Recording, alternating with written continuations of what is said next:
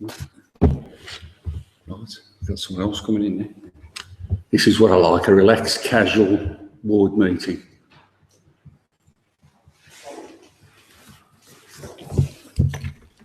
Right, let's kick off. Good evening and welcome to this Billesley Ward Committee, along with a joint tasking meeting at the end. Housekeeping, if an alarm sounds, it won't be a test. So just go out the nearest exit, exits at the back, exits behind the sides of the room. Second part on the agenda, election of chairperson. I'll hand over to Councillor Davies for this. The three councillors choose a chair each year, and I'm nominating Councillor Alex Buchanan. Seconded. Right, so you are agreed as chair, Alex. Back to you. Thank you for that. Let's take it back. Had a quick break there. Notice of recording. This meeting will be live streamed on the internet on Google Hangouts under Billesley Ward. If anyone wants to look that up and send any messages in or any questions, feel free to do so. You can also get us on Twitter. You can contact myself at Councillor Alex Buchanan or my colleague at Susan V, Councillor Susan V. CLLR Susan B. Yeah. On Twitter. Apologies.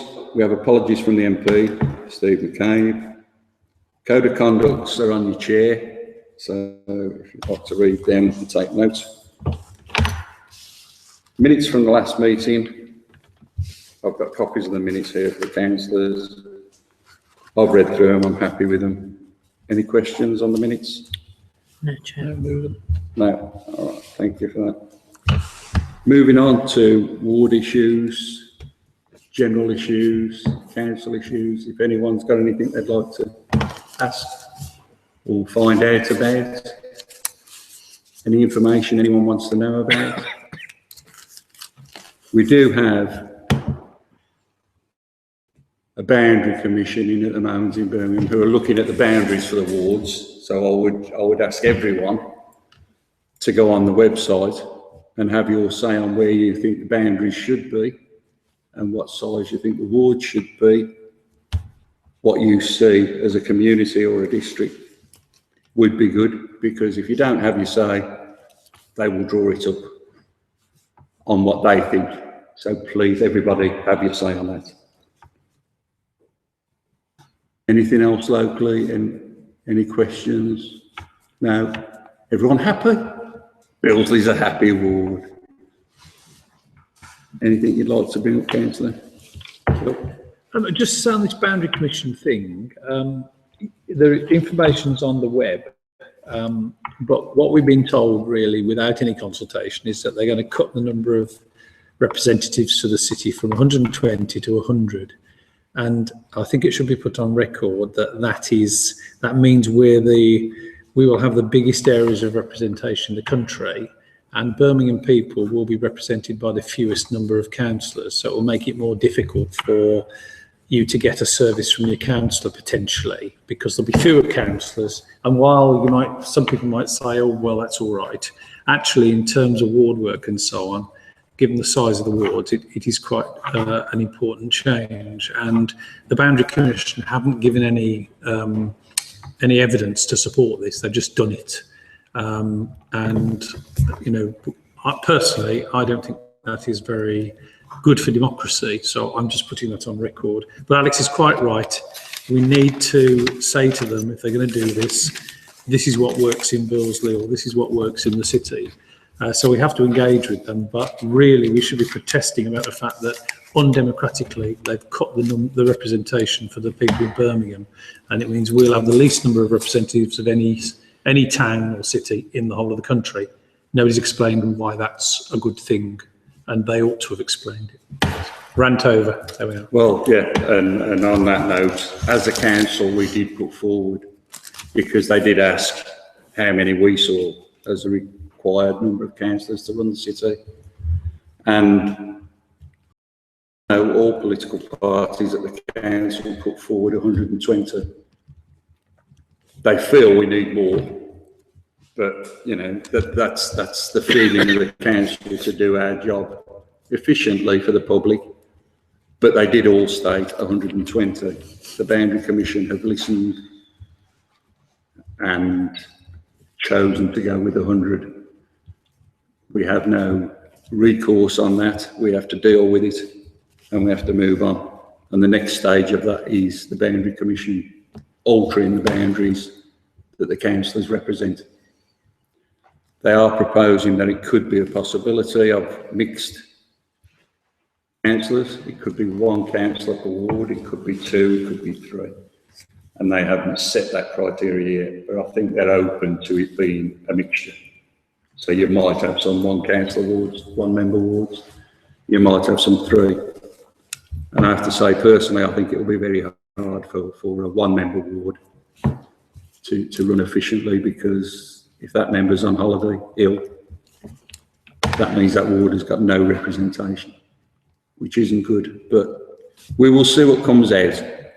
At the moment, all we can do is put our point of view forward, and the public need to put their point of view forward on that, and hope they listen and move on from that. Are there any other issues locally that you know of? No.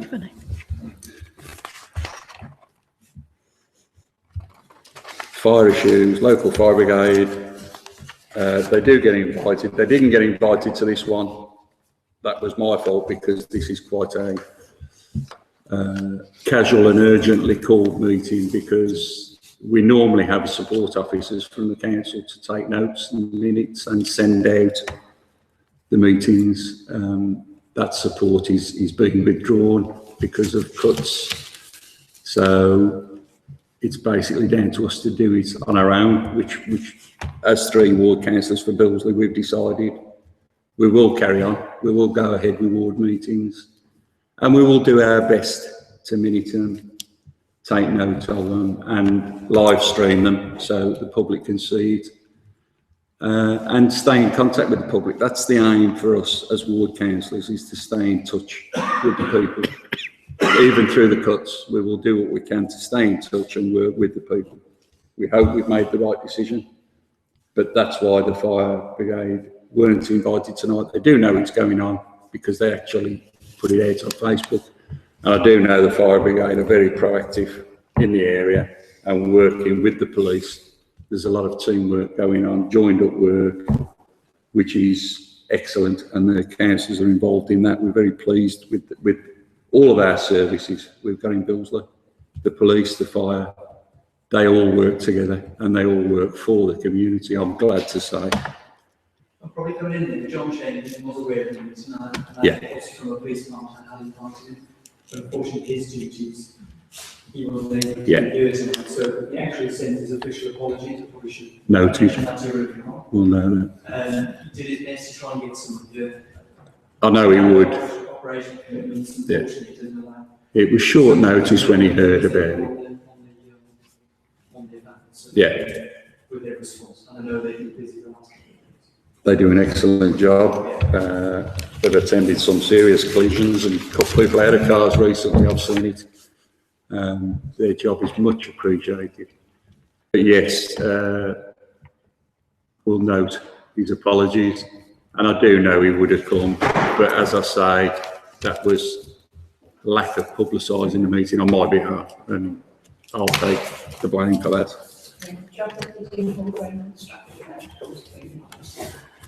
The fire brigade, yeah.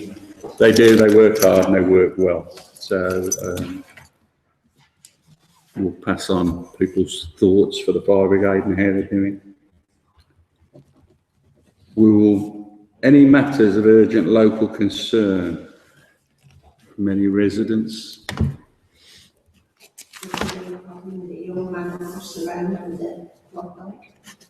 Quad bikes. Well, up until he's had it a week, up until yesterday, they haven't got plates on it. Right. They appeared last night. So Right. there's no way of checking it out. Injuries are out. No. That's good raising an issue. Yeah, one of the probably not to my police priority of the year at the moment, you know, evening motors and quad bikes and the issues they cause, Yeah. and that's our priority. I've So, never heard of those like it, to be honest. so if you have information on who's driving the off-road bikes and everything, because that would be, we're obviously, it's live, sensitivity around. Yeah. It's not a young Around details, we can talk about that. Yeah, it's not like a, Yeah, it's amazing how it ranges from very young, you know, children, the whole family. oh, I know, bikes to big kids. You know, there's an awful lot of bikes out there causing absolute pain. When you go over what it calls with regards to that. So any information on who's riding, then we'll really help. So thanks for coming. And we'll talk more about that in the police tasking part at the end, I think, but it's right, it is a concern for the area. There's lovely children around the school holidays. Yeah, Doing wheelies down the grass. and there's a lot of, on the same issue, there's a lot of youngsters on bikes on Billesley Common. I've seen a crew of them riding up there. Unfortunately, I was the other side and I'm not as fast as the sergeant. I couldn't chase over after them. It seems to be a really popular thing in Billesley. I know there's parts, but even if you take the parts away, I think generally the youngsters over this way, and those who really were into their 20s seem to want to go And on you're many just riding on motorcycles. bikes, 3 and 4 abreast. Yeah. Down the road. Yeah. I've seen 10 at a time, you know, going. They do like Unfortunately, to, I'll probably talking with the task of music coming, but you know, we don't have that ability to be able to pursue them, because unfortunately they're on the motors and people are qualified, so we're not in a position to pursue them, and they tend to get off. So at least we get information on who they are, which we have, and we see some bikes, and unfortunately we see some bikes which have been burnt out, which have been stolen, you know, a couple of days before. So, you know, it's a really, really challenging way to issue to deal with. It's a very seasonal thing, the last 3 or 4 months. We've had an awful lot of calls. But also the other areas on the movement out of the area. And I know what they've introduced over in Bartley Green, and it's coming very, very soon. There's like a protection order on the parks over there, which we're just moving back how that works to try and get that introduced over there. And the likelihood is it's going to be in place in the next couple of months. No, it's not, but we're going ahead to next year. We're I trying think when to you're in move park some area, it's like a common or open space, open space. Yeah. They're not the danger, are they? So it's when they're on the road. but they are the danger in parks because, they're a danger anywhere. In the perfect world, there'd be some private land or, you know, an owner of some sort of nice complex, which is a setup where they can all go move their bikes in the state way and you know, stand there. But they tend not to do that. But they don't do that. No. Yeah. But the cars parked on the road, they do goes down, if you mix anything on the bend. Yeah. I like complaints from Billesley, Waterstock, in literally quite a way across the year. It's a real problem, a real challenge. I think what's interesting is, because I've been hearing a lot about these, lately, neighbours and people around us, and I think they don't know what they're doing, like what they're doing is illegal. And I think that's where the confusion comes from, because a lot of them are complaining about the noise. Some are complaining about some of the things they're doing in terms of like pavements and things, but generally they just don't want them there. Yeah. And that's not legal, you know, you can't, they have to be doing something legal. I think that's where the issue comes from. People don't know if the things they're doing are. So I think some clarification over what the sort of things that they're doing, whether they are legal or not, and some kind of, I don't know, some communication if that might help people. I think some of the, probably long term, when we look at the new structure with our schools officers, and actually the schools officers get in and deliver some educational packages to the local school children. I appreciate it being in their 20s and unfortunately it's like a generation thing sort of passed down. But when people are doing wheelies on pavements and you know, across parks, generally people know that's wrong to do that, but there are huge safety implications And they're not for others too. They don't consider all of that. I actually met with John Chamberlain from the Fire Service, and Aaron, who's part of their road safety team, and he has a really good educational package for those who identify who are riding the bikes, or their friends, or people who are on mopeds, it's about reaching and identifying them.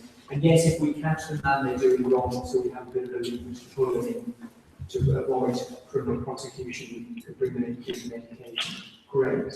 But otherwise, it's about individuals volunteering, and that's the sort of challenge, because is it something they really want to get involved in? Maybe their parents will, they want them to do it, and those maybe the people who need to reach out to, but for the youngsters, it's not really a thing they want. And they don't have Well, extra lessons after school to know. God, no, I just don't have to wear You know, Yeah. it's, be getting hold of these bikes and. I think we've strayed into a police tasking meeting here. Will you behave yourself? Yeah, it's not over yet.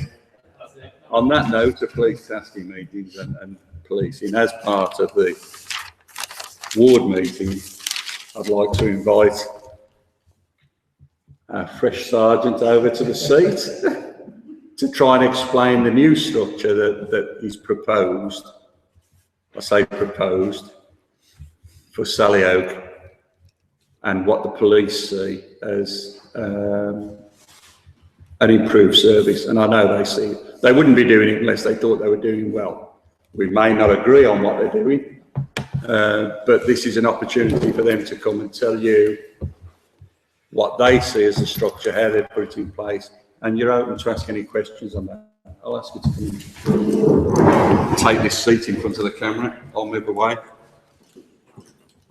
Good evening, I'm Sergeant Matt Crowley. I'm currently the Bourneville Ward Sergeant. There's a new structure, a new way we're going to be working on the Selly Oak constituency as of the 3rd of August. It's not part of the Force's 2020 budget cuts, but obviously we're aware that they're coming and the sorts of things that they're going to entail. And this is our way of trying to be ahead of the curve and actually trying to protect the services that we offer to the people of Selly Oak constituency. The constituency, for those that don't know, comprises Billesley Ward, Brandwood Ward, Bourneville Ward and Selly Oak Ward. Currently, each ward has got a team, so you've been very lucky. You've had a Billesley team under Sergeant Ogden. Some time now, I've done sterling work, no two ways about that. Sergeant Ogden's team has suffered some in the last 12 months and has lost some staff. Those staff have not been replaced and will not be replaced. There is a similar story on other teams, but I think Sergeant Ogden would agree his team's been hit particularly hard. Seasonally, particularly in August on Billesley, and social behaviour, as you touched on, and mini-motos, particularly localised to one part of the Billesley ward, has historically been a problem. With the reductions that Neil's seen in the last 12 months, I certainly had a concern. I think Neil probably shared that. Would he have adequate resources? Would he have adequate support to make sure he can adequately address the issues that we can reasonably foresee coming? That said, the plan I've come up with, I wrote it, put it out to everyone. We've had lots of conversations about it. Neil's very passionately fought the corner for Billesley Ward, much to mind to stay on some points. And you know what? The plans evolved, the plans changed and adapted. I certainly didn't have all the answers, but we've got together as a group of sergeants and our inspector as your police leaders in the area, and have genuinely tried to make the service better.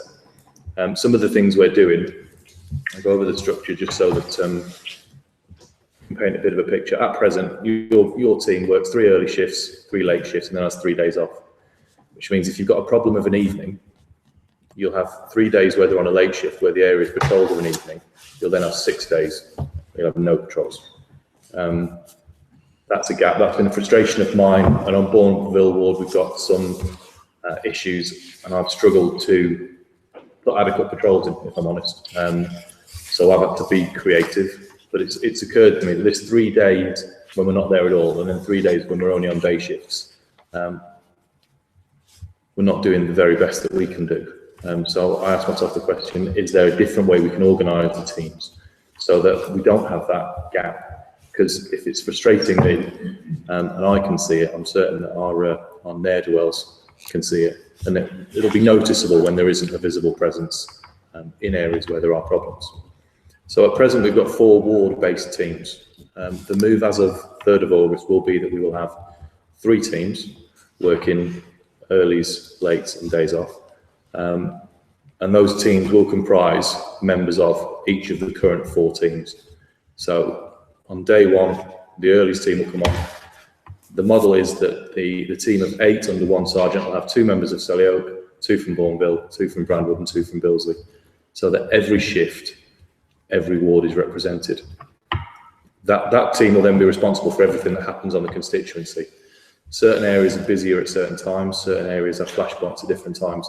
The idea is we can use our resources more flexibly and actually put our resources where they're needed, where the problems are. If we've got areas that are quieter, why would we put our resources there when there are areas less than a mile away that are very busy and that have people having some real problems? So we're trying to be a little bit smarter and a little bit more flexible about how we're using our resources. With Billesley in mind coming into August, ASB and mini motos, as you've already touched on, we know is going to be a problem.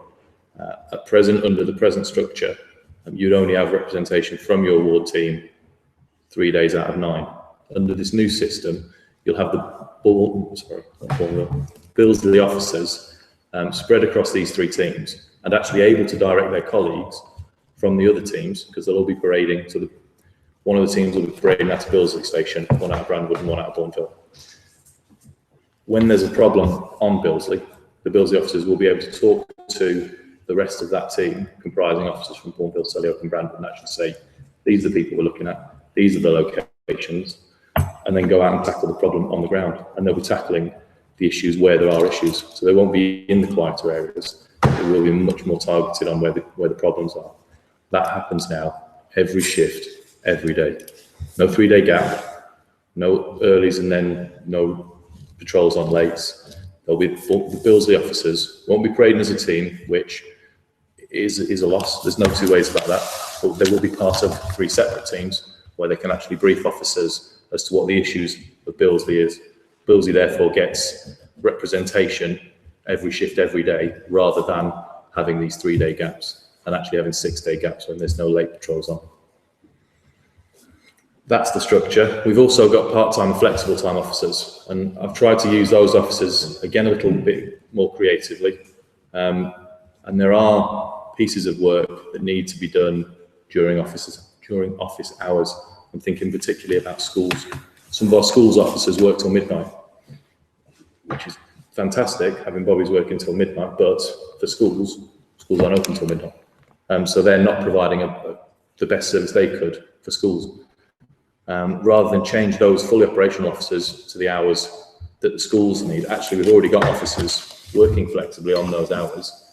Let's have those officers doing the work in schools. Let's have the officers who are already working those contracts utilised most effectively. It is a departure from the received wisdom, and it is a fresh idea. It may not work. There's a 3-month review period. We will try it. If it doesn't work, we'll go back to the way things were. So there is a mechanism to go back should it fail. It's certainly not doomed to succeed. I'm very focused on making things better. I've done reasonably well on my ward. Crime's down, which is good. And I hope that we can come together as a bigger team, as a constituency-based team, and actually bring all the learning that's currently spread over the teams into one place and actually make things better for all of you guys out there. Any questions? Susan. A couple of questions. You talked about 2 officers from Billesley and 2 from each of the other wards making up one team, and you said they'll be working out of Billesley, out of Brandwood, out of Bourneville, out of Selly Oak. Will they be working out of Billesley every day, or is it only on certain days that team is working out of Billesley?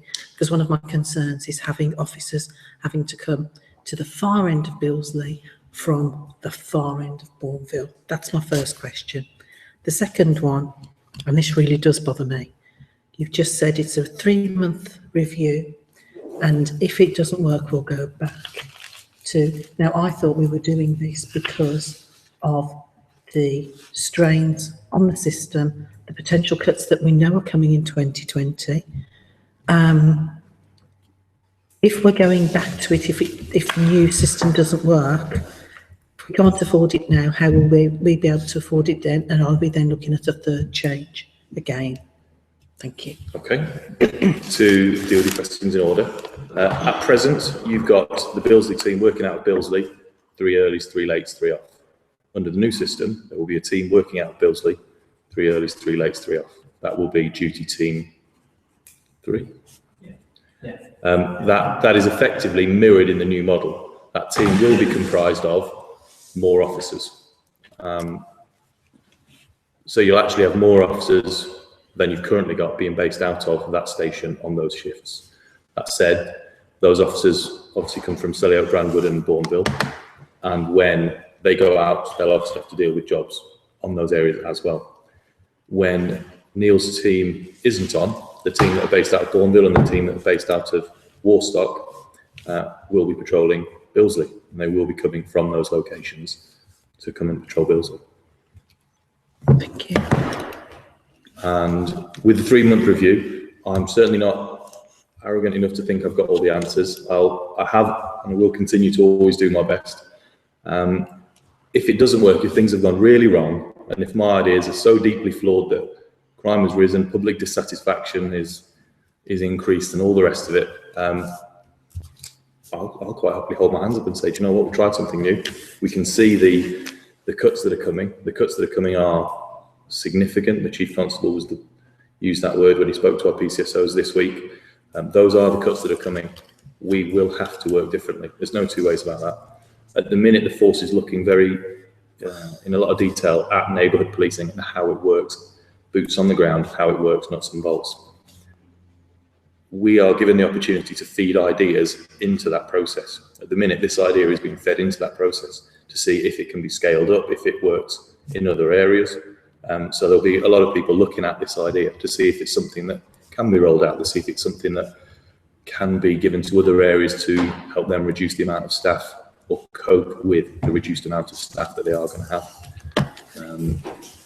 It's very much trying to just be a little bit ahead of the curve and maintain our level of service.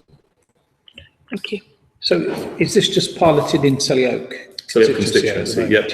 And sorry if you said this already, but given that we've got a certain number of officers in each ward team at the moment, yep.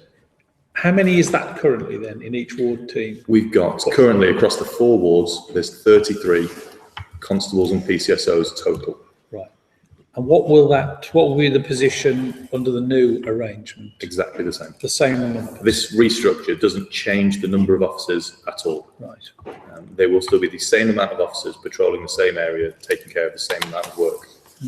Trying to do it better, but also arranging ourselves a little bit more flexibly. So when the cuts do come, we're able to better manage them. But you'll lose numbers obviously when the cuts come. Yep. Yeah.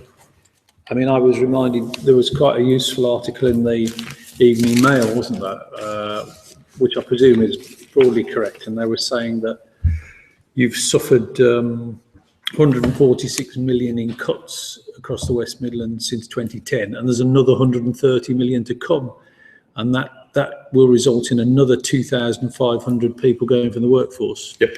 So, you know, as a councillor, I do understand the pressure that's on the police, you know, and I think we have to recognise that this is being forced on the police by the government. I mean, I don't know why, given that the economy is supposedly doing all right now and that, you know, off coming to an end, etc. It's unclear to me why these cuts should be happening at all.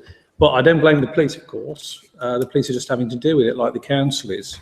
So you're saying that after 3 months, you'll be reviewing the situation? Yep. We've got current patterns of crime trend analysis and social behaviour trend analysis. Yeah. And what I'd like to see is them to continue to improve. We've got areas of our constituency where we are seeing reductions, and we've got areas of the constituency where we're seeing challenges. I'd like to see the challenges addressed. So when do you think you would have a sort of good picture to give us a report back on, really? I mean, obviously after your 3 months, but it may be a bit longer. As part of your normal tasking meeting, as part of my normal tasking meeting, I would normally give crime statistics and HB statistics out to my public and my councillors. I believe Neil would do something similar. There's absolutely nothing to stop us being very open with the statistics that we've got and how they compare month to date and year to date. Yeah. So I'm quite happy to be very, very open. So that it's a journey we're on together. We'll want to be working more closely with our partners. I know that's something that's in the Chief Constable's vision, and I'm quite happy to be transparent. I personally have a problem with the statistics. Where are you gathering them from? The statistics are our official recorded crime statistics. Which I've had an issue with, which you probably know about. Yes. Yeah. So your statistics are flawed in my eye. I completely agree, and I would say that's going to be one of the measures of success. Probably more important to me is going to be I don't know how you describe this, the anecdotal evidence, how people feel on the ground. Are we still delivering the service on the ground?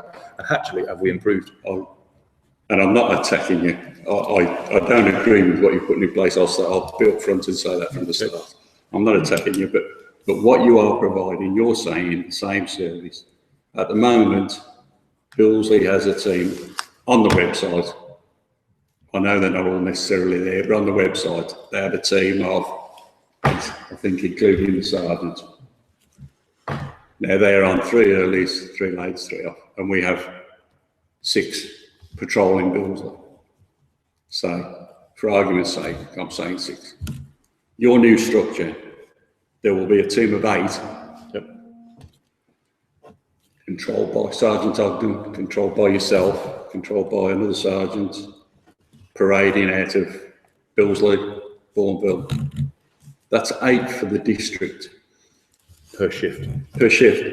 So 24 total. Yeah, but per shift 8 for the district. So that's 2 per ward. At the moment, we've got 6 per ward, going down to 2.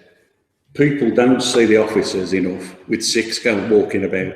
How are they going to see 2 covering Billesley? Because the 8 have got to cover the district, not Billesley. Yes. So we'll be allowed 2 out of them 8 officers. You'll actually get That's on an ad hoc way of saying it, to cover the whole district. If you want to put officers in the whole district, to give a police presence, to give, as I see it, neighbourhood policing, which is reassurance, people see them out there, and you're going to need 2 officers in every ward, so you've got a presence in every ward. Yeah, but that would be taking every ward as being equal and all areas as being equal. And what I've certainly seen is that there are some areas on this constituency that we probably don't need as heavy a police presence, and there are some areas on this constituency where we need significantly more of a police presence. And this new system will let us it'll basically just lower the ward boundaries and let officers patrol where they're needed. I agree with what you're saying on the necessity, but I feel if our crime figures are the best in the world, I still feel 2 isn't enough to do neighbourhood policing in Billesley. On a minimum level, on a community neighbourhood policing, how are you, how's things, getting a bit of information, what's going on, because that's what it's all down to. It's all down to information and building up that information. 2 aren't enough, in my opinion, to cover Billesley. So on a minimum standard, but you're saying we're going to have 2 as, well, you're not saying 2. You're saying we have an 8 for the district. So we could have 2, we could have none. Could have 8. We could have 8, but I think if we've got 8, you as a sergeant from another area will be kicking off saying, why are they all over there? Because I would hope that Neil would for Billesley. If we've got none in here, I would be moaning at him saying, where are they? And what we'll say is, you know what, if Billesley had 0 crime, would you still need a police presence? Yes. Yeah. And that's come from a member of the public as well as me. I'd just say I've only seen 1 PC in the last 10 days. Kevin Oakley, showed love, I've got to go around to the school one later, the leavers, the second of the leavers, gone. That's all I've seen in the last 10 days in Billesley.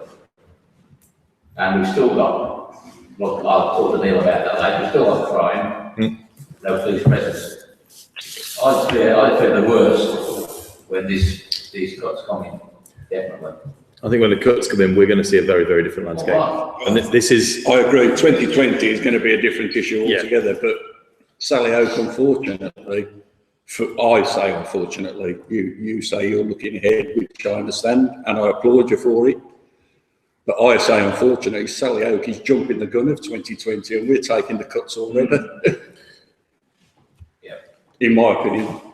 Yeah, I can see where you're coming from. I can see where you're coming from. Yeah. No, what I can see is is that there are still the same amount of officers on the ground. But But I think our worry is, you see that, okay, we see that at the moment you've got the same number of officers, but it's this loss of, presence, which means you've got a community policing basis and a shift to reactive policing where, there's a problem over there, shift them all over there, so you're not actually getting the intelligence, you're not getting the picture, you're not able to work and plan with us on the sort of good things you've done in the past, like Operation Mastiff.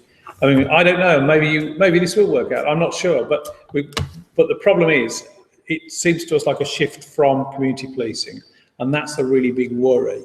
And as we said, we understand why, you're under the cosh, but what we're really worried about is losing the benefits of community policing, which have been very positive, we think, certainly in Billesley. yeah, I can understand that. The new system still has a sergeant overseeing broadly the area. So Neil will still be overseeing Billesley, I will still be overseeing Bourneville, and the longer term strategies for those wards will still be set by the sergeant. It'll just be implemented in a different way. So things like the Operation Mastiff, you'll actually have more support, more backroom support for the operation planning. Because what we're doing is the officers who are on part-time and flexible contracts and who are particularly adept at putting operations together. Neil had an officer on his team this time last year, who was exceptional in proactive intelligence management and operation planning. She was brilliant, and Neil's lost that officer.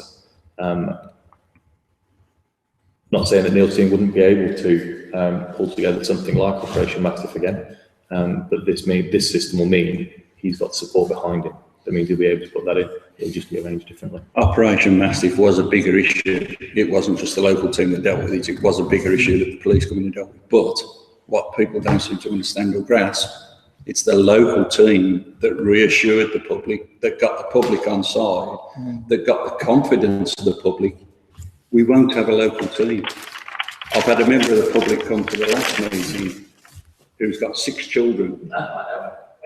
And she turned around and said at the meeting to the Chief Inspector, my children will go up and they'll talk to Kevin, they'll talk to Aid, they'll go up to someone else in that uniform and go and not talk to them because they don't recognise them. That's my fear.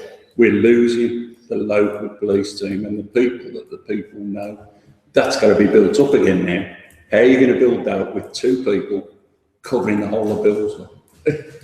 It'll still be Neil's team. It'll be the same. It will be the same officers. Those 2 people per shift. At the minute, those 6 officers they all just work together in one lump. They do the 3 early together. They do the 3 late together. They do. Under the new system, those 6 officers, you'll have 2 in the morning, 2 in the afternoon, and 2 off. Which means every shift, every day, members of Neil's team will be on this ward. You won't have any let officers. But some of our officers have already moved to Bramwood. Yep. So we've already lost officers in the reshuffle. In the reshuffle. And that's caused by the reshuffle. They didn't want to go. They volunteered, they accepted, they didn't go for the 90-day banging the feet. Because you're all police officers, you're all sensible people, and you all face what's inevitable in there. But it doesn't mean they're happy. Oh no, I completely understand that. That's something that we have to manage. And we've lost good officers to another area. What do you mean lost them to another area? Well, they've moved to Bramwood. Do you mean they're based out of Bramwood Police Based out of Station? Bramwood. They're based out of Bramwood Police Station, but they are that team's Billesley point of contact. So when that team are on and an issue comes in Billesley, so if Neil's team are on rest days and something comes in Billesley, you've now got officers. I understand what you're saying, but it's no good to me having you phone someone up and go, Councillor Buchanan's in trouble, and and someone else going, well, I think it might be these from down that road, or it might be them. That's no good to me. I need someone on the patch that knows the area, that knows the people, that can react to it, not tell you where to react to it, because that's adding time to it. Plus, the other concern of mine is if the team are parading out of Bourneville, 8 officers, how do our 2 officers get over to Billesley? Cars and bus. I'd rather them work from Billesley and come out and start working, not come over in why can't they parade from Billesley? If their patch is Billesley, send them 2 officers over to Billesley, go to there tomorrow, you're parading from there, rather than have them at Bourneville and say, right, we've got a problem here, you 2 are going over there, you 2 are going there. Part of their working day is now spent travelling over here to patrol something, whereas we've got the station on the doorstep. And the same works when Neil's got the team. I'm saying the same thing the other way around. Yep. If he's got 8 guys, he's parading out of Billesley and he goes, right, what have we got in the district? 2 of you go to Salio, 2 of you go to Bourneville, 2 of you go to Bramwood. That's 3 teams you're sending out of Billesley. The Billesley team you can send out on foot. How are them 3 teams going to get out? Cars and bus. In their work time when they could be working. Instead of saying, okay, you're based out of that station, go there, start a shift tomorrow, parade out of there. They're there, changed, working, ready to go. More efficient. It's not my understanding, it's not going to be to No, that was the model. I think my role, as the sergeant for Billesley, is about geographically overseeing it and being able to coordinate, and as soon as there's issues in Billesley, I've got to get the numbers in the area to sort the problems out. I understand that, but you've still got to police the district. That they're based a long way over in the Bourneville patch. But But you've still got to police. We may end up with Celio having, say for instance, a suburban with resources all going over there, because that's the greater priority. Yeah. That's mine. That's absolutely right. Billesley in the summer, they just have more officers because it might. My 222 is simplifying the team.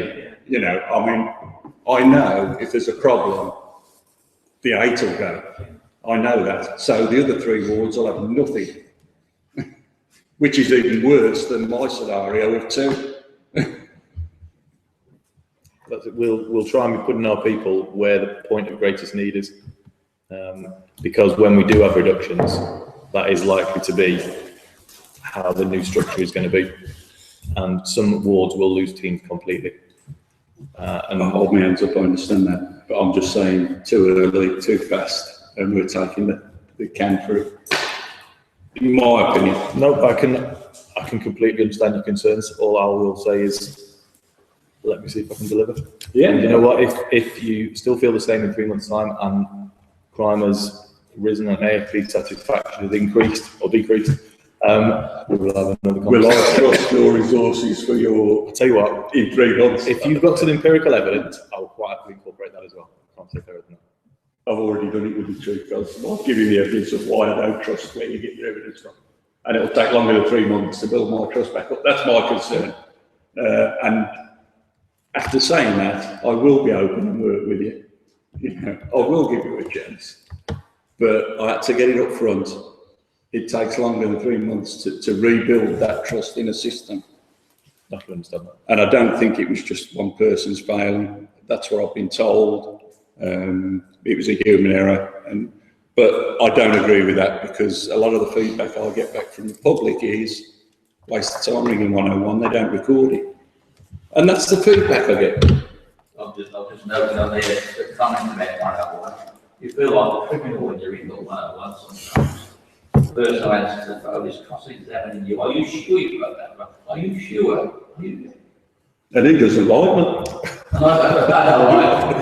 But we get on, we bet together. But it is, my neighbours will she won't ring 101 anymore, because they cross-examine and treat you rather like a criminal. And that's, put it bluntly. I mean, me and Neil have both got our own frustrations with 101 for a whole list of different reasons. What I'll say is, as part of this new restructure, it's one of the ideas I'm banded around, we're going to be having a community constituency communication strategy, because I want to see more ways of the public getting in touch. So I'm quite active on the Twitter and stuff. And so when people tweet me and say, there's a problem here now, and my team's on, we're there. And it's very, very swift. And what I'd like to see is actually all of the Twitter accounts and all of the email accounts monitored, so that we've not got these 3-day delays, and actually we're much more responsive, because we can, when we're driving to the job, get in touch with our help desk and put the 101 logs on. And it's, again, trying to embrace a little bit of technology, trying to move it forward. I agree with you, but you shouldn't be relying on social media. No, you've got a question. Can I just have some clarification on where the trust has come from? Because I don't seem to be privy. Where their figures, some of the information, as I understand it, for the crime figures and everything, comes from one of them. That is part of it. It's not all of it. I'm right in saying that, aren't I? Sorry, what was the question? Where does the strategy come from, and where do you get your crime figures from and everything? Now, some of that comes from the official reporting. Yeah, official report. What's reported? 101, and they weren't recording what was reported. That was my argument with the chief inspector. Yeah. So that's the where the things that have 101 gone into 101 that haven't been officially recorded. Yeah. See, because that would massively frustrate people like me and Neil, because we put our resources where there's a problem. Yeah. And if we're not getting told where the problem is, we can't put our resources. But I actually had proof of that, which I told the chief inspector about, and I think. And has that been fed in appropriately in his? He's gone to his inspector on the line of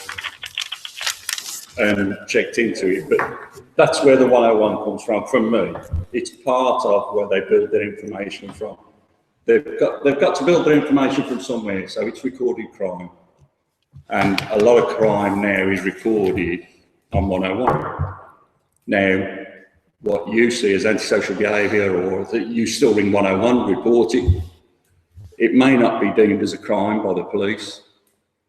How they deal with it, I'm saying, is up to them. It's their business. But what I'm saying is it should be recorded as we've had motorbikes racing up the road, noise problems, whatever, in this road. How they deal with it, whether they deal with it later, send someone out, it's not an urgent thing, give the lady a call back or the man a call back to reassure them. That's their choice. If you don't record it, they're looking at the figures and going, well, we haven't got a lot of antisocial behaviour in that area, we haven't got this, we haven't got that, because whoever's took the call has decided not to record. And I'm not blaming the police for that, but what I'm saying is that is a flaw that I found through my involvement with the school on the 101 system. And it was checked up on, because Chief Inspector Todd said all calls are recorded, not necessarily recorded as figures, but are recorded. So they went back and listened over the time frame of the complaint, and he upheld it. You know, they did say, we're not recording this. And that blew my top. Yeah. I was safe. I think it's probably just fair to say that the 101 system, and I don't work in that department, but the majority of calls are recorded onto the system. As far as I'm aware, yes, some things get put through to Billesley Station, but of those incidents which get put onto the 101 system, there's also some decision making and also to attend who record the crimes which happen. And I think one of the big sort of indicators for me, and we're talking about crime figures. The Billesley crime figures aren't really good. With 196 less crimes happen last year, with 7 up in relation to the years ended since April.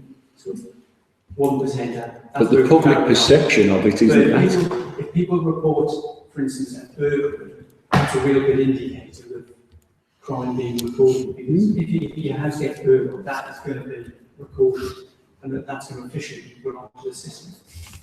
In our area, the burglars have seen a massive reduction, and that probably is to recognise some of the really good work which has happened locally, and also to offender managers and all the other sort of systems we've got in place, which actually reduces the crime rate bills here. It's a really safe place. But that's not saying. I'll take your point. No, I'll take your point. There's some really good people who work in the course. I'm not condemning everyone. But if that's where you're getting your stats from, and it's flawed, I worry. the stats for crime though are through the recording rather than through the incidents. Part of 101 is how you record your crime. I think the council's concerns are around ASB logs. Yeah, part It's of not it recorded comes in from ASB 101. logs. Chief Inspector Todd I think there's told me a, that. yeah, And that blew me. the distinction here is between serious crime, isn't it? Which Yeah. you would expect to be fully recorded. Yeah. ASB, I think the problem is ASB can be as serious to people as serious crime. Yes. Because it's the sort of thing that, you know, degrades the environment, people don't feel safe and the rest of that.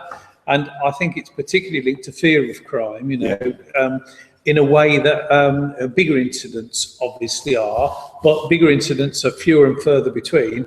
ASB can have a continuous effect, and that's the worry. So the worry about the 101 system is if you don't record ASB, you're missing quite a big picture for people in the neighbourhood who, you know, to them it's really meaningful. And it would be to me, you know, I mean, because, well, we talk about the Minimoto stuff, that's exactly it, isn't it? You know, that is annoying, that is, you know, it's not serious in one sense, but it's very serious in terms of upsetting people and degrading their quality of life. So if it's not being recorded, then there's something wrong there, really. I think it needs to be reflected fully. When I say not being recorded. Yeah, no, okay, fair enough. So for instance, on the website, my Yeah. extension is on the website. So the call will automatically get diverted through to my Right. phone. If I'm not there, it'll go through to a voicemail. Okay, So it then doesn't go onto the system. I see, Then I if I see. get an email. So it's a technical thing almost. With regards to social aid from the council. So that doesn't go as an incident. Yeah. As a local concern. So that doesn't get. No, I see. So when you get to recognise the matter to that. You're giving me more concerns now, Neil. One system, when it comes down to the one-on-one system, there's an awful lot which is coming on there. You know, you look at tonight, we're just short of 100 incident logs currently open for Birmingham South. You know, and the officers and the numbers we've got are up against a huge challenge. But I know that from my team, who are here, there, and everywhere, not ties in particular, but you know, the last couple of months they've been all over the place. Yes. But that challenge isn't getting smaller. It's there's a lot there to go. Yeah. Thanks. One of the reports I saw in the press was that in future, and I don't know when it's going to start, it might be part of the 2020, I suppose that's the reason for the question, but in the future, if there's a burglary, police won't be responding. Now, I was burgled last year, and so I rang 111, and within half an hour, there was an officer around. Within an hour, SOCO were out there getting fingerprints and things like that. But if police are not going to visit as a result of burglary, because that's what's going to happen in the future, how are you going to get all that information like fingerprints and all of that? That's that one. Kind of. You know what? I saw the same BBC News forecast, and like any person who lives in this country, I don't have words now. I didn't have words then. I couldn't believe that's a very senior police officer. I can't remember her name, and she was proposing that out loud. Right, so that's not a. Oh no! That's not cast in stone yet. No, that's coming from a chief police officer at a national level.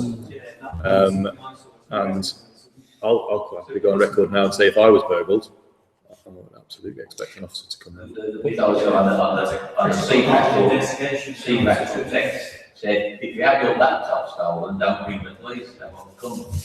That was the headline sort of thing, you know. Thing is, I'm in the business of risk management and putting my resources and getting the most out of them. If I haven't got an accurate picture of what's going on the ground, I can't do my job properly. So if the councillor's uncovered holes in 101 and they're getting addressed, that's brilliant, because that gives me a more accurate picture of what's going on. And if I've got a more accurate picture, I can be more effective at doing what I do. And if you're helping me getting a more accurate picture, you're helping me be more effective. And I'll take that all day long. Don't bottom me up. Don't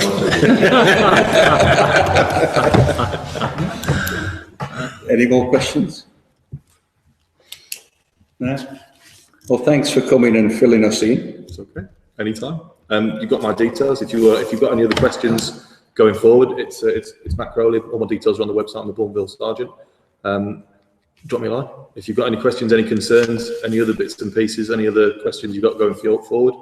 Likewise, anybody who's watching this on replay, got any questions, drop me a line, drop me an email. I'm as available as anybody else. We're on the Twitter. Yeah, I'm very happy to be as transparent as possible. No, I thank you for coming. I might not agree with what you're doing, but I thank you for coming. I'm glad you've allowed us to have our say. It is the only way we will move forward is by working together. Absolutely. I will add that. Yeah. I might be critical of you, but I'll always work with you and hopefully improve the service. So we all want at the end of the day. Thank you for coming in and letting us know. Thank you. Thank you very much. Right, we'll move on to police tasking then. Would you like to come and take the hot seat? I think all the, normally I sit here and I talk about priorities and where we are with crime and statistics and everything else, and I think most of it has been discussed. Thanks to Matt coming tonight. So I've sat back and listened to obviously what's being said. Okie doke, right. I'm going to keep it fairly brief. The priorities we talked about, which were mini motors, and that's what we've got on the website currently, and that's a huge challenge to us. Coming back to 101, we have at least 3, 4, 5 calls at least a day, which come through to us of mini motors across the whole area. You may say actually there should be more calls than that, and I'm sure there's more people who are really frustrated by the mini motors and the quad bikes causing absolute mayhem across the area. I saw 4 of them on the camera and I didn't ring it, so you can blame me for that. I know, and we need the information and we need those calls to actually help us out. But I've learned a lot the last couple of months, when it really comes down to it, what we ask is that if people can come forward and give us the information, particularly give us information in statement form so we can actually take action with regard to the Police Reform Act when it comes to seizing bikes and giving individuals warnings. That's what we need to actually resolve the problems. But there's so many bikes out there, which are causing absolute mayhem across the area. When it comes back to, patrolling, we've got some sort of dedicated patrols which happen on this area in Billesley, Holbrook, Beauchamp Road, Purify Road. We've got issues around there.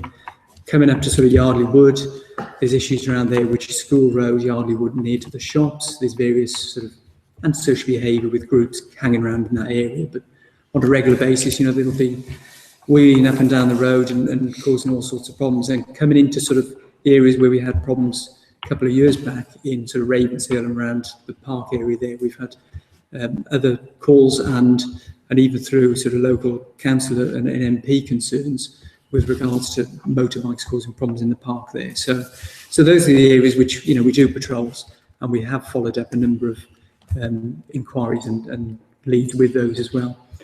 And obviously the fire service, we have the educational package which is there ready for them to deliver when it comes to trying to get the volunteers and trying to take action against the individuals. But that's all prepped up. It was going to happen last night, but we just haven't got the numbers at the moment. So we're literally just putting it off for a month. And then we'll have another date sort of the end of August in order to try and get that educational package delivered. We've had a couple of stolen bikes, from neighbouring areas, which has taken place, and a couple of those have been burnt out at different locations, and they've sort of been recovered. And then we've had some people who have taken photos of individuals on bikes, and we're looking to try and get them identified at the moment. Those have literally just come in over the last couple of days, so we can take action with that. But that really is the main priority when it comes to antisocial behaviour and the issues which we have seasonally in Billesley. It's mini motors, quad bikes, and what we probably haven't had, which 2 years ago when we had 40 individuals hanging outside Ravenshill causing the problems which they were causing, we haven't had that on the same sort of scale. Touch wood at this moment in time. We have got small groups which I personally think have been displaced from Ravenshill. Last year it was Christchurch near to School Road, and then this year they've come even further down, more towards McDonald's and around the shop area, sort of School Road and Yardley Wood Road. So some of those individuals are there, and and we know they're there, and we have contact with them, and obviously when we can take action, we will.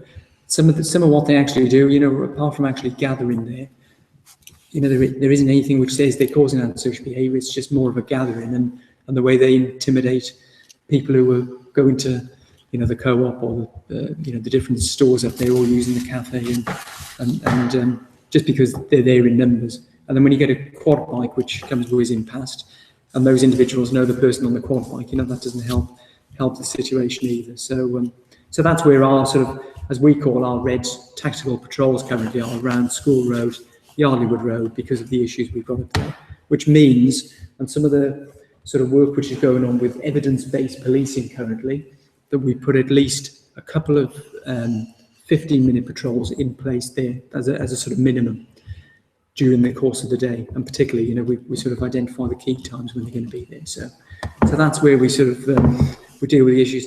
You know, when it looks at the wider antisocial behaviour, we get loads of calls about neighbour issues, noise issues, dogs barking, you name it. We have quite a few problems, and as a result of that, what we have then, so when the 101 system reports those incidents, the local community officers will pick those up. We'll do the reassurance call to those individuals, and we'll either crime the matter as what we call an antisocial behaviour non-crime, and that then comes through as a case through to me. I put actions on it, and I allocate it to an officer who takes and looks up the different ways of resolving that matter. And we've got quite a few in place. We've got some old cases which we had from literally 12 months ago, you know, with people who have been sat in the audience who have raised issues on Holbrook Road and other locations.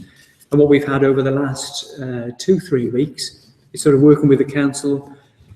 The one case in particular, and I won't go into specifics, but in Billesley, we've got an antisocial behaviour injunction in place, which basically prevents individuals from causing antisocial behaviour, from having groups gather in their back garden, from smoking cannabis, which is illegal anyway, from having certain people visit the property, which actually hopefully brings a bit of peace to the neighbours around that particular property.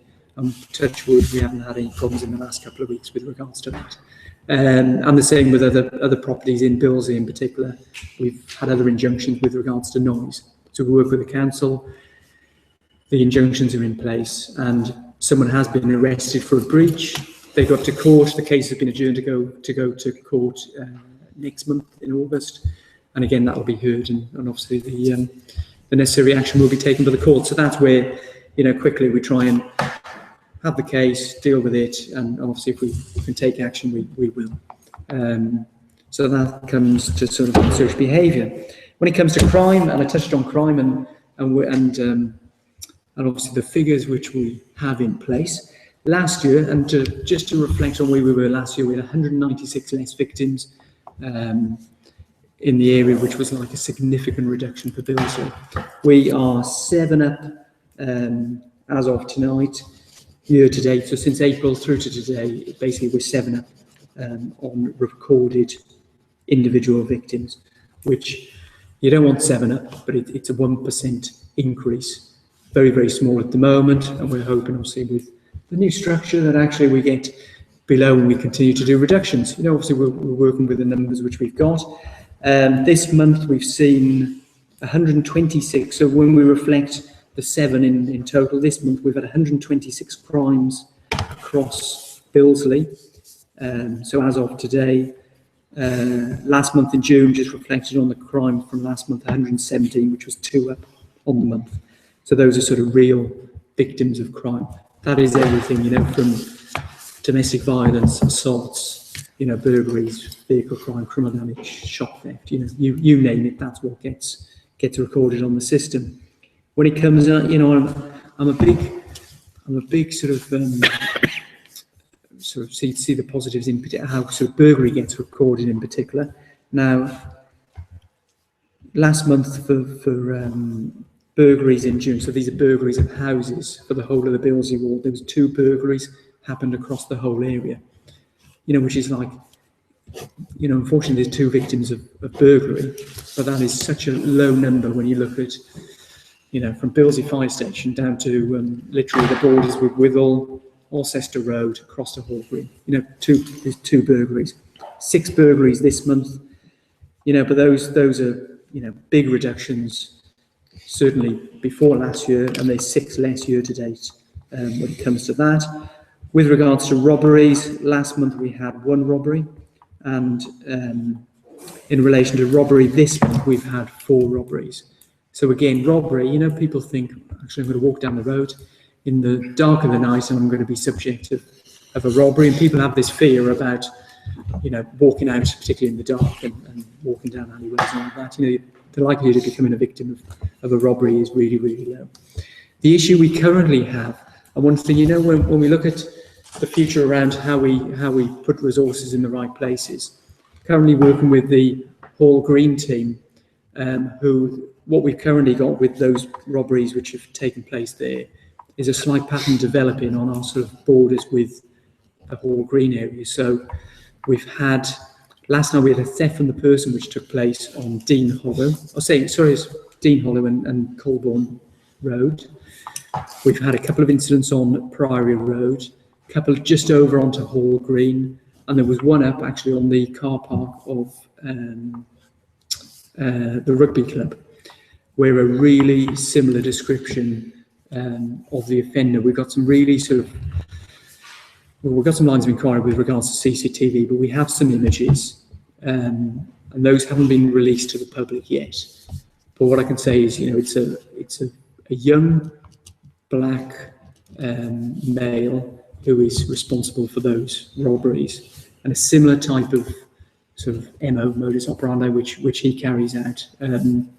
There's been robberies on individuals which we're talking low numbers. I don't want to alarm anyone with this, but across the 2 areas, we've probably got about 6 offences with a really similar MO which has happened.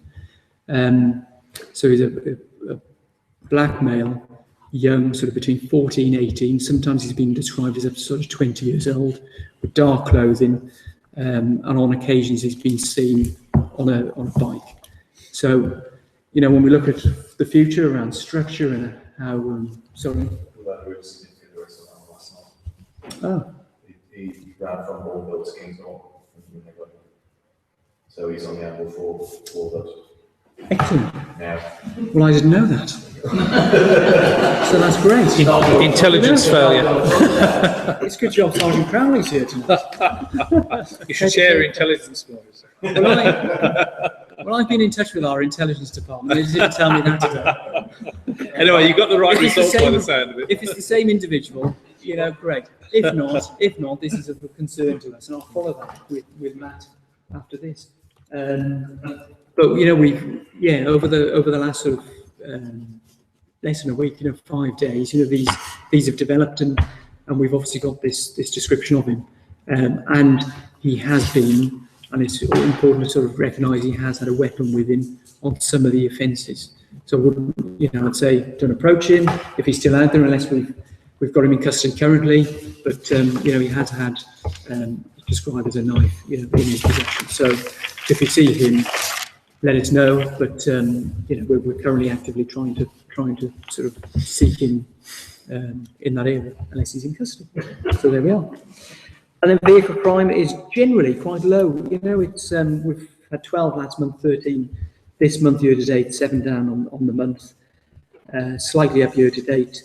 But vehicle crime is a problem for the area, but generally quite low at the moment. So, that's where we're at with crime. I haven't got the antisocial behaviour figures, but in general, it's a demand. We've got 3, 4, 5, antisocial behaviour incidents which get reported daily, and I'm kept very busy dealing with the antisocial behaviour at the current time.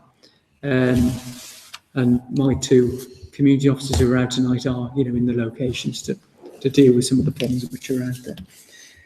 That probably just, I'd normally spend longer chatting to you, but I'm aware that Matt has taken up some time with the structure, and I'll leave you on that note. I think, with regards to what we do. Yeah, all right. Yes. In light of what we're talking about with the 101 data, Yes.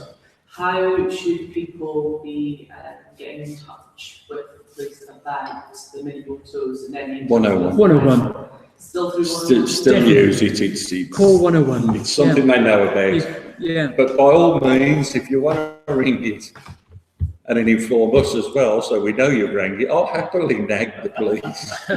You should, That's so you right. ring 101, they should take your details, put an incident log on. Yeah, so your information is on there. That's a concern to you, that should be recorded. You should then, so you may not automatically have a police response come out, you know, it'll get prioritised in amongst all the other incidents taking place. If the local team are on and moving towards the structure, the team will be there to deal with the incidents as they come in and be on them and hopefully try and catch them on the bike. If not, if you should then have a community officer who should be in touch with you within the 24 hours, who will have contact. And if it becomes a regular thing, you should then have an antisocial behaviour non-crime number, because you will then create a case because you're a repeat victim, particularly if you have vulnerabilities and there's risk of harm to you. You know, that's where we then start prioritising our antisocial behaviour cases from a low risk, medium risk to high risk, and you'll have a risk matrix take place. So that's how the system works. But I would say ring 101. If you want to have a chat with me at any point, you can call my extension and I'll do my best to call you, or you can email us and I can give you the email address after this. And if you want to just drop us a line with any information about particular descriptions or anything like that, you can. But 101 will officially record your incident. And the more incidents you record because it's an issue to you, you know, you're going to get a greater chance of having a patrol because it's causing you a concern in your area. All right? It's just that there's loads of stuff on, I don't know if you use street lights at all. And there's a massive post on there, it's all on social media. But basically people complaining about it in Billesley. There's a massive load of people talking about it. Yeah. And there's so much information that they have, they know the actual families, the people. Yeah. I don't feel like it's kind of translating.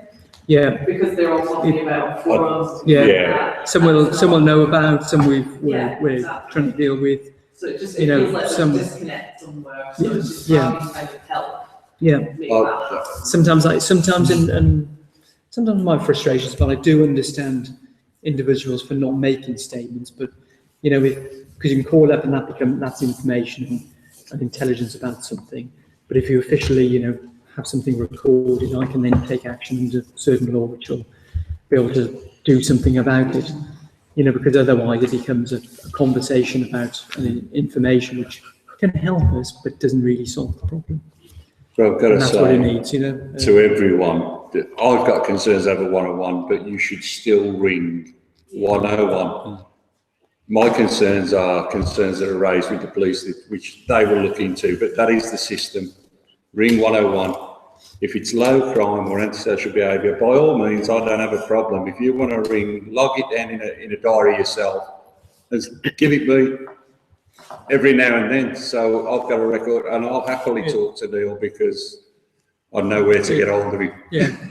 If you're having a problem with the system and, you know, There should be, and so we'll have a call conversation. 101. But if you go to the councillor, like you sent me something yesterday, which was around an issue in a particular road, you know, that the councillor challenges me, you know, to make sure that actually things are done properly and A lot of the I do my time, best if to get you've it got a done. log, You know, and you're giving me, say, I've rang 5 times, 6 times, all I'll say to Neil is just check that them calls went through. And that's all it is. It's not getting on his back or having a go at him, but to reassure you, if you're worried about it, I've got concerns, but in a different way. You shouldn't have concerns about ringing 101. By all means, ring them, and if something doesn't get recorded, we'll hold them to account. That's the only way they will get held to account, is by you ringing them. But if you want to keep a recording, let us know. I haven't got a problem with that at all, because we do work together, and we will catch it that way.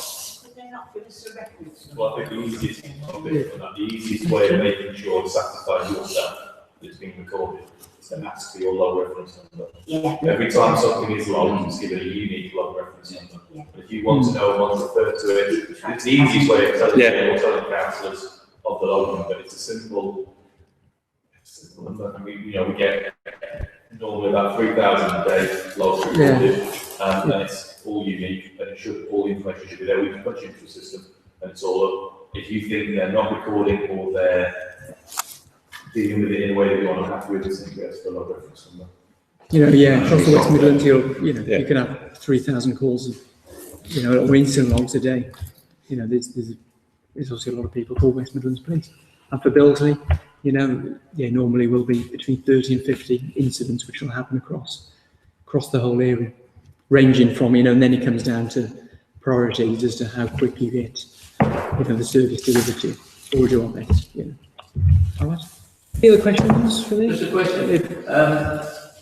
Not maintaining specific user, but the car that I'm being concerned about. Yes. I've passed it on to the police. Yes. I've checked myself on the DVLA Yeah. and it isn't coming up. Then the police replied to me, oh, it's registered to the person with it, or it's registered. How can it not show up on the DVLA as being registered? You go onto the DVLA and check the number, you've got the registration number of the car and the model of the car. It'll tell you it's taxed, whether it's MOT. Oh, really? This Okay. particular car, on 3 occasions, I put it in, hasn't come up at all. Hmm. But from Aidan, he says, oh, it's registered to a local person. What's the difference between me trying to find out and the police trying to find out? I suppose you're doing a DVLA check, which won't give you certain information. So I can check my old car, and it'll tell me I've just changed my car. So the old car's gone, so I've got my old registration number, it's non-existent now. Yeah. It's off the grid, but the new car is on the grid. Yeah. So it means that that car is registered. The car that in this particular house is being driven around, and it's not showing on the DVLA as being registered. We'll do the check through the police national computer, and the police national computer and the DVLA should be linked up, Yeah. or certainly with tax and that sort of things. But there may be a delay in the system, and If you go to our database, and that's one of the large number of databases that we can check. So we'll have those pieces. Well, Adrian knows the car in question. Yeah. Just a concern, yeah. okay. I'm really- without the taxes, you can have a car outside your house. Yeah. For a week, you Yeah. won't enjoy yourself. That's it. Yeah, and that's another issue which, when we were on our walkabout a couple of weeks back, we were dealing with an issue around that, and that is a problem. That it could be a lot of cars without tax, and Okay. Yeah. It's just the fact that the guy is smoking the weed and then jumps in the car. I am aware. They did mention you had something through from you, so It takes the kids' actions. yeah.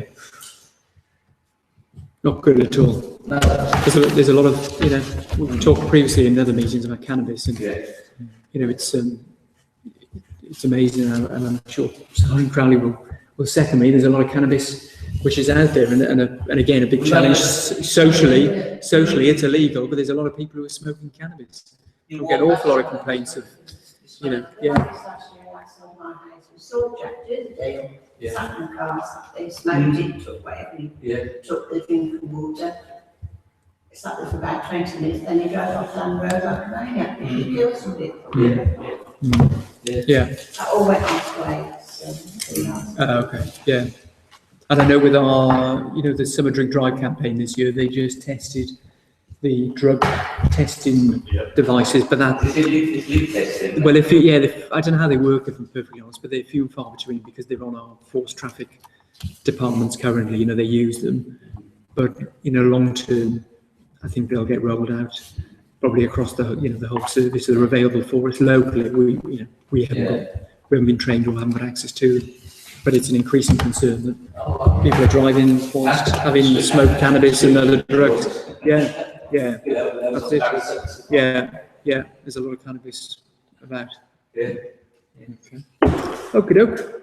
The next meeting I've got penciled in is actually only in a couple of weeks' time, which is on the 17th of August at 7 p.m. I haven't confirmed a venue yet, but I'll probably be speaking, because we normally sort of try and do Our Lady of Lords and then to another location. And thanks for allowing us to come to Holy Cross tonight. So we'll probably speak to Our Lady of Lords, but it'll be the 17th of August, which is only in a couple of weeks. And I've had to do it early because of leave I've got as well. So, yeah, all right. Well, we need to do one every month. Yeah, it is important. All right. Yeah. Gives you opportunity to come and obviously listen to me, but without Sergeant Crowley. I'd just like to add, There we there's surveys on the police, on your chair. If you'd like to fill them in, drop them back in the church. We'll pick them up. So give us your thoughts on the changes. It's the same one. Yeah. So Okay, they're thanks there very for anyone much. to fill in. Officially turning